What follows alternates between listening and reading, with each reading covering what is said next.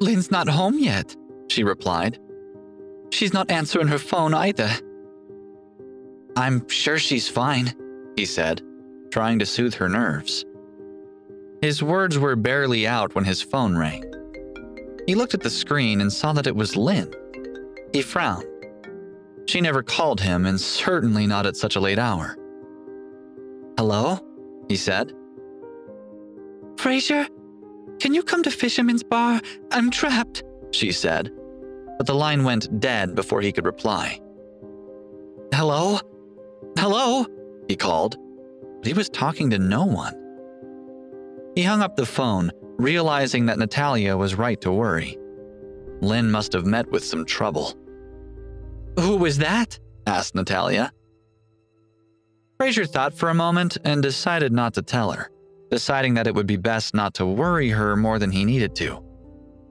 Jordan Whitehead, he said. I bumped into him this afternoon, and he said we'd try and meet up this evening. I'll just go and see him quickly. But don't worry, he added when he saw the look of disapproval on her face. I won't be gone long. With that, he put on his coat and walked back out of the house. Oh, I thought I told you that man and his friends are nothing but trouble, she shouted, but he wasn't listening. If you ignore me, don't ever come back. Fraser got into the car, wondering which was the lesser of the two evils Natalia had presented him with. If he left, she would be angry. But if he stayed at home and didn't help her sister, he would be in even more trouble. He pulled out of the driveway just as Sheila was driving up. She wound down her window and asked suspiciously, Where are you going so late? Does Natalia know where you're going? No, he replied. But knowing Sheila's ability to stir, he decided to tell her the truth. As she promised to keep a secret, he drove off. Lynn had made the call to Fraser from the bathroom at Fisherman's Bar. She tried to stay hidden in one of the stalls. Despite Lynn's protests, she visited the bar because several of her classmates had persuaded her to party with them, despite her being vocal about wanting to go home. Once she had arrived at the bar, a few boys surrounded her and refused to let her go. Standing behind them had been Sharon McKenzie, Krina's younger sister, and she was out for revenge for Krina's dismissal at the restaurant the previous week. Sharon and Lynn had initially been friends, but because of an incident at their school's beauty pageant last year, they had fallen out. Sharon had caused quite a lot of trouble for her over the week, but none of it had caused Lynn any harm until she arrived at the bar that evening. In desperation, she had managed to struggle free of the boys and run to the bathroom, where she locked herself in a stall and called Fraser. However, before Fraser could get to her, Sharon's henchman caught her. So, the school beauty has returned. I hope you're going to have a drink with us, Sharon teased. Sharon laughed as she spoke and signaled for someone to push Lynn onto the couch beside her. She picked up another bottle of wine and said, Lynn, do you know how much this bottle of wine costs here? The people around them laughed, and one of them said, She's just a poor girl. I doubt she's even seen such a good bottle of wine before. That's right. Lynn needs to thank you. If it weren't for you, she would never have been able to attend such a luxurious party. Sharon continued acting rudely. Hearing everyone's flattery, Sharon's face lit up. She opened the bottle and said, Don't say that. Lynn is someone who has drunk the best wine before. Although this bottle's not the best, it's still a good wine. You want to try it, Lynn? I'm sorry, but I'm not interested, said Lynn. She tried to get up to leave, but the man who had been holding her down stood in front of her and said, Lynn, do you know how much money Miss McKenzie has spent on this party? Just to rent this place for the night was $30,000.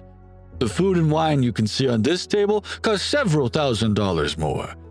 You can leave it if you want to, but won't you be missing out? Sharon smiled proudly as she fiddled with her nails. She said, This is no big deal. I like having fun, no matter how much it costs.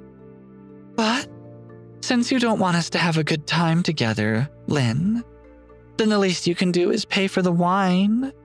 What do you say?" She snapped her fingers and called the waiter over. Looking at Lynn's discontented face, she ordered several bottles of the most expensive wine. On hearing her order the wine, one of the people there said, "Miss McKinsey is very generous. This wine must be costing her a lot of money." "Including the previous order, it must be in the thousands by now. I think that even if Lynn sold herself, she wouldn't be able to afford it," Sharon's accomplice spoke. As the laughter rang out, Sharon gestured at Lynn and said, "I'll take a check or cash." Lynn was being humiliated, and her cheeks turned red in embarrassment. Sharon saw her embarrassment and felt happy. The sight of Lynn's discomfort made her feel more emboldened to act superior in front of her. "What? Don't you have any money? In that case, I want you to drink everything on this table." Sharon startled her with the proposition. The crowd burst into an uproar. They looked at each other, and several of them thought that her actions were a little too excessive. "She's going to make her drink all the wine on the table. That might be enough to kill her," someone murmured. A girl who was good friends with Sharon said, "Sharon, why don't we order some more?" Another person said, "No, don't do that. It might really kill her." Sharon rolled her eyes and said, "Don't worry. I know what I'm doing. Just feed it to her. If one of you will make sure that she drinks it, I'll reward you with $1,000. Upon hearing that, many of the students' eyes lit up. For a student, $1,000 was enough for a month of living expenses. "I'll do it," said one. The young man who had previously blocked Lynn's way picked up a bottle of wine, grabbed Lynn's jaw, and started pouring it into her mouth. She shook her head madly, trying her best to resist. She coughed and sputtered violently. Soon, her face, hair, neck, and clothes were all soaked with wine. Further on, she had been forced to drink quite a bit. "Let me go! I have to go!" she shouted at the man pouring the wine. Others just wanted to drink more wine before it was wasted on Lynn. "I don't like Lynn, but I'll drink some of her wine," another student spoke. More people joined in the drinking while Sharon took out her cell phone and pointed it at Lynn. While recording her, she smiled sinisterly and said, "This is what happens when you act against me. A pathetic person like you, without money, is helpless against a rich girl like me. I'll make you suffer tonight." Lynn continued to struggle and resist. "I don't drink. Let me go. Let me go," she cried. Eventually, Fraser arrived on the scene. He was furious when he saw that Lynn was being bullied.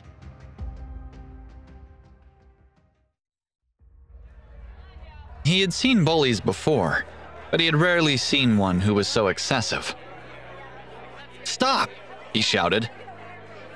His shout immediately attracted the attention of a lot of people. Everyone looked, but only a few people recognized him. "Who are you? Mind your own business. This is a private party," Sharon spoke proudly. "He wants to play the hero by saving a damsel in distress," a short, half-drunk student yelled. "I recognize him. Isn't he Lynn's worthless brother-in-law?" Another voice sounded. "Fraser!" Lynn shouted as she pushed through the crowd and ran toward him. Realizing that she was drunk, Fraser went up to her and supported her. When he saw the state she was in, he got outraged. "Oh, I was wondering who it was," said Sharon. "So, it's you. You sorry excuse for a man. Are you trying to take your sister-in-law away?" Fraser glared at Sharon in disgust but didn't say a word. "Okay then, no problem," said Sharon. She snapped her fingers and said, "You can pay for all the wine we ordered. It all costs well over several $1,000s. You can leave as soon as you've paid the bill. But if you don't have the money and still want to pay me, you must play by my rules." She pointed to the wine on the table and said, "If you want to leave, then drink up all the wine. Otherwise, you're not going anywhere. Security!" With a shout from Sharon, more than 10 of Mackenzie's bodyguards rushed down from upstairs and surrounded Fraser and Lynn. The scene scared everyone else in the place. From the looks of it, Sharon has probably brought all of her family's bodyguards, thought Fraser. Sharon noticed that Fraser seemed dismayed at the sight of the bodyguards. She had expected Lynn to ask him for help, purposely giving her the chance to call him. "So, you piece of trash," Sharon said. "You were good at fighting before, so let's try it again today. You might be able to take on 1 or 2 of these guys on your own, but I don't believe that you can fight more than 10. Also, this is not the Wilsons' property, so don't expect anyone else to come to your rescue."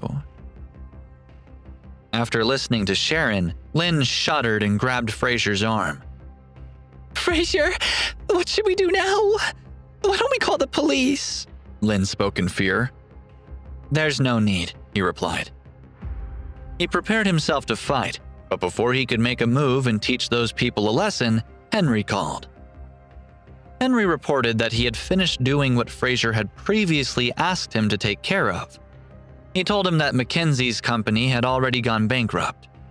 Also, due to the large number of homes that were sold by the Philly Group, which had severe structural and quality issues, a lawsuit against the Philly Group was going to be filed the following day.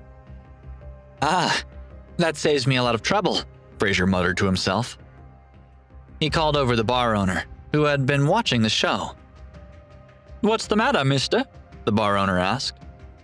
As he spoke, he winked at Sharon to give her a sense of the incoming trouble. "I want to pay for tonight's expenses," said Fraser. "You? What the hell are you talking about?" shouted Sharon. "You're just a nobody. You'd have to sell a kidney to pay for all this." Ignoring Sharon, he fished out a black card and handed it to the owner. The owner tentatively showed Fraser the bill. Fraser agreed, and the amount was immediately transferred to the bar's account. While Sharon and the others were still stunned, Fraser moved closer to the owner and whispered to him while he looked at Sharon. After hearing what he had to say, the bar owner's expression changed. He glared at Sharon and said coldly, "I want you to pay the rental fee for this place right now. I believe we've agreed on $30,000 for the night. You're not leaving until you pay it." Sharon seemed insulted. "What are you saying?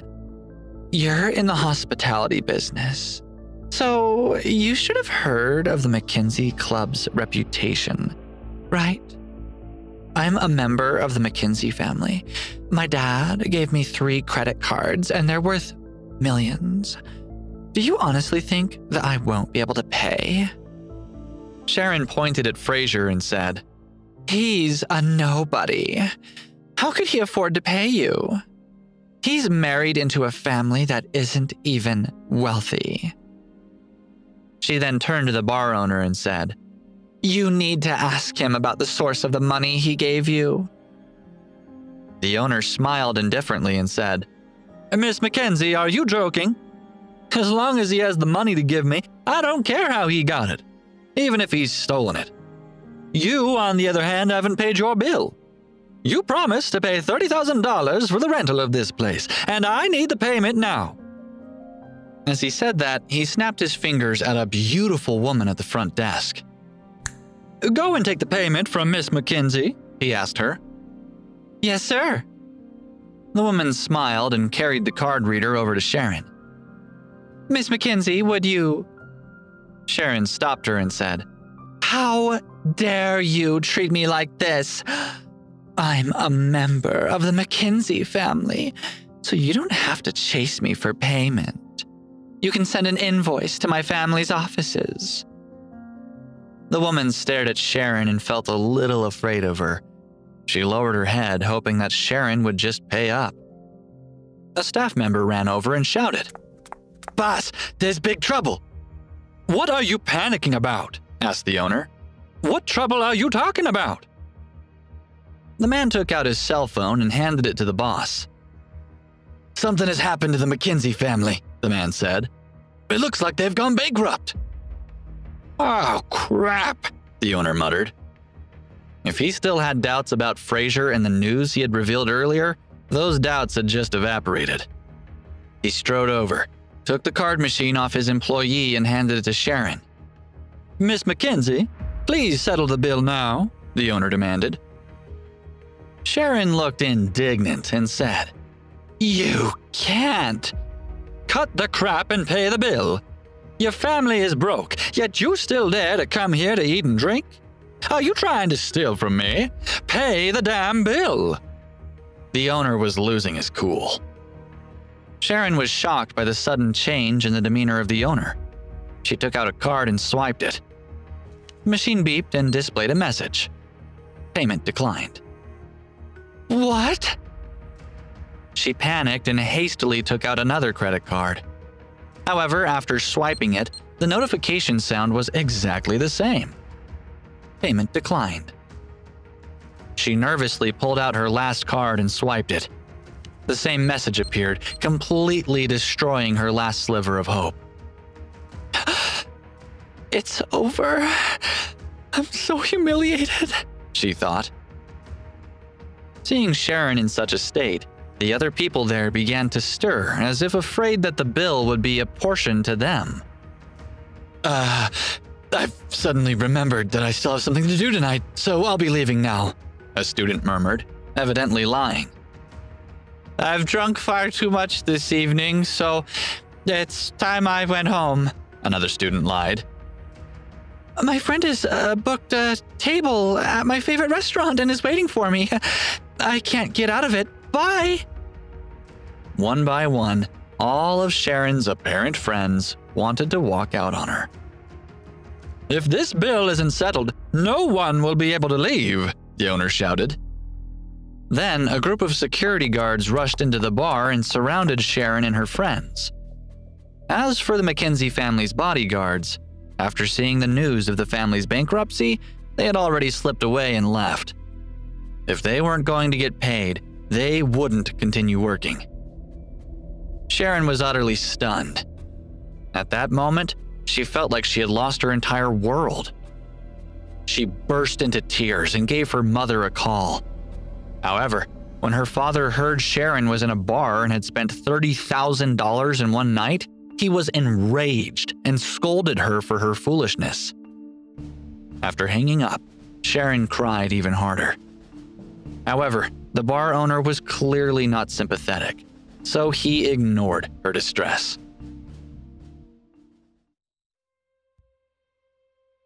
"You're an idiot," he said. "You hired my bar without money? Did you think I was stupid? Well, you can stay here and work in the bar for 6 months to pay off what you owe me." Working in a bar for 6 months, she thought. I can't bear the thought of that.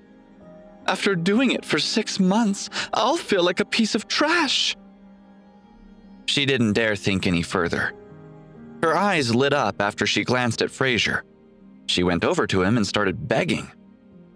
"Please, can you pay the $30,000 as well?" Fraser felt like laughing at the nerve of the woman. However, he calmly said, "I'm sorry, Miss McKenzie, but I'm just a nobody, and I don't have that much money." He turned to the bar owner and asked, "I don't have any obligation to help her pay her bill, do I?" "Of course not," the owner replied. He couldn't wait for Fraser to leave. The money he would make Sharon earn from working there for 6 months would be more than $30,000. "So, can I take my sister-in-law now?" The owner made a gesture of dismissal and said, "Of course. Please go ahead." He then added, I apologize for what happened today. From now on, you'll receive a 50% discount when you come here. You'll always be very welcome here. Thank you for your generosity. Even as Fraser said that, he thought that even with the 50% discount, the owner would still be able to make a profit from him. As expected of a businessman, he had his sales ploy in order as always. On the way home, Lynn stared at Fraser several times and hesitated to speak. In the end, she didn't say anything. The money must have come from the proceeds of his huge property sale, she thought. I need to find a job in the future and try my best to pay the money back. I don't want to owe him that favor. Back home, Natalia was still waiting in the living room when they arrived. When she discovered that Lynn reeked of alcohol, she immediately blamed Fraser. Are you crazy? How could you let my sister get into that state? Stick to going drinking with your cronies in the future, she fired her husband. Fraser was speechless at her unfair accusation. Lynn grinned and looked apologetically at him. He pointed at her, hoping she would say a few words to clear his name, but she kept mum and headed straight to her room. That night, Fraser didn't even feel that it was safe to go back to his room to sleep. The next day, Fraser was so tired that he found it hard to stay awake over breakfast. Natalia gave him some fried eggs and toast and said, "Eat up and then go back to sleep. You don't have to work anyway. By the way, tomorrow night my parents are going to hold a family dinner to meet my new sister-in-law. They've already decided on the location. Make sure that you're there." "Okay, I will," he replied. The next day in the afternoon, Fraser revisited the car dealer. The salesperson remembered him and was eager to help. Fraser asked him to prepare a top-of-the-line car and asked for it to be delivered to the entrance of the restaurant where the family was eating that evening. He paid $350,000, and under the envious gazes of the sales team, he swaggered out of the showroom. If they want to bully my wife, I'll make them sorry, he thought. At 5 o'clock, Fraser, Natalia, and Lynn walked into a private room on the restaurant's second floor.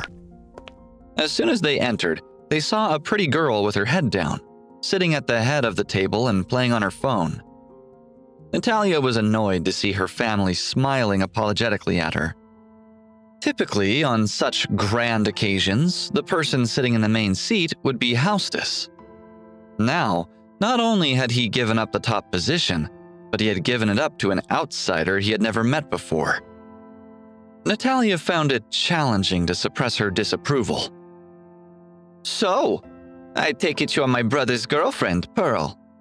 Didn't your parents teach you any manners? Do you think it's okay to sit at the head of the table?" She opened up unhesitatingly. Pearl stopped playing with her phone and looked up at Natalia with some surprise. She had a mean expression, which gave Natalia the impression that her future sister-in-law wasn't someone who would be easy to deal with. Pearl looked at Hostess and Dorothy, whose expressions had changed slightly. Then she snorted and said, "You must be Natalia, right? I don't think anyone else minds me sitting here, so there's no need for you to be concerned about it." Pearl went on to put on an act and asked, "Hostess, Dorothy, do you have any objections?" Their faces were full of smiles, and Hostess said, "No, it's fine. You can sit wherever you want, even when you're at home. Just as long as you're happy." "See? Hostess and Dorothy aren't bothered," she said. "So just chill out, sister." James also spoke up to protect his fiancée. "Natalia, Pearl will be your sister-in-law soon, so don't talk to her like that." Natalia felt a wave of injustice.